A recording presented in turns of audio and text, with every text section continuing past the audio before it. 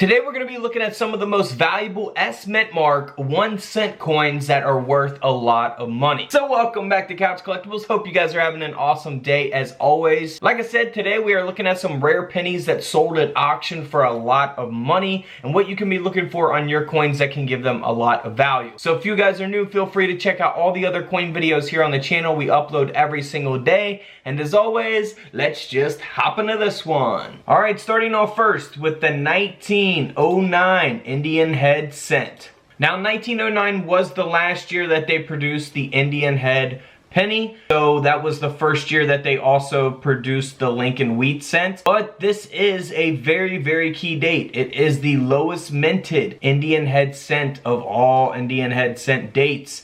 And the 1908 and the 1909 are the only Indian Head pennies that have a mint mark, and they have an S mint mark. So for 1909, they only produced 309,000 of these coins. So this coin is very rare to have, and it's extremely rare to have in this condition. Graded by PCGS at a mint state 67 red.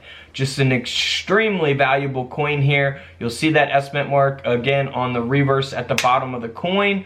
This penny ended up selling for $69,000 at auction. Now, speaking of the 1909S, here is the 1909S Lincoln Wheat cent.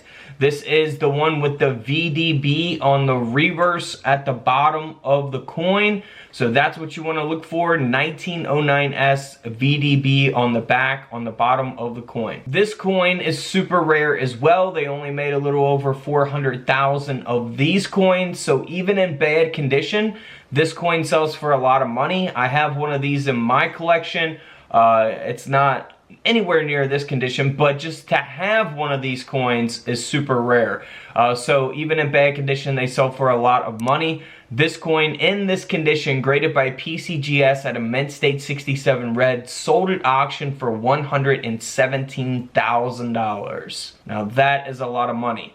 Now here is a 1914 S mint mark. So this coin, you know, isn't as a key date like the 1909 SVDB. However, if it is in a very high grade like this, and there's only one or two or a handful that exist in this condition, then that's what's going to make it valuable, the grade population. So 1914 S graded by PCGS at a mint state 66 red, sold for $83,000 at auction. Now here is a 1920 S.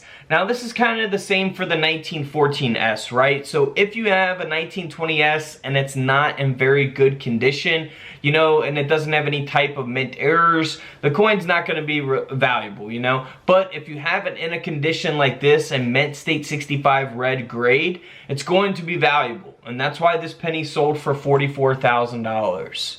All because of that condition there. Same with this coin here. This is the 1923 S. It is graded by PCGS at a mint state 65 red and an older holder. And this coin sold for $66,000 at auction, all because of its grade. So the condition there is what gives that value. Same thing with this, the 1924 S mint mark, graded by PCGS at a mint state 65 red. This penny sold for $23,000 at auction. Again, all because of that high grade, that condition there. Now we'll look at some other ones that is based on low mintage or other things, but this is a 1925 S. Same thing, high grade, not many of them out there in this condition. It's got the CAC sticker with it and an older PCGS holder. This coin sold for $24,000 at auction. Can't beat that for 1 cent. Now here's a 1926 S out of the Jack Lee collection, graded by PCGS at a mint state 65 red. This coin sold for over $106,000. Man, $106,000. What would you guys do with $106,000? Let me know in the comments below. Same case here with the 1927 S, graded by PCGS at a mint state 65 plus red. This coin ended up selling for $28,000 at auction. So your pennies will either grade at a brown, a red brown, or a red. Red is the best, of course. So, you know, keep that in mind. you know, that will also affect the value. You can look up grade populations on, you know, brown pennies, red brown pennies for each different date, and see what those are kind of valued at. You can check that out on PCGS.com. They got a good guide to go off of there. Now here is a nice 1943S that sold for over $500,000. That's right, $500,000 right here. Now, why in the world would this sell for that price in this condition at a Mint State 63 brown? Well, because in 1943, we all know that they produced the steel penny. So this penny is supposed to be steel. However, you see that it was struck on a bronze planchet. So always be on the lookout for the 1943 copper pennies. You know, very, very valuable, faked a lot. There's so many faked and novelty coins of, you know, the 1943 copper penny.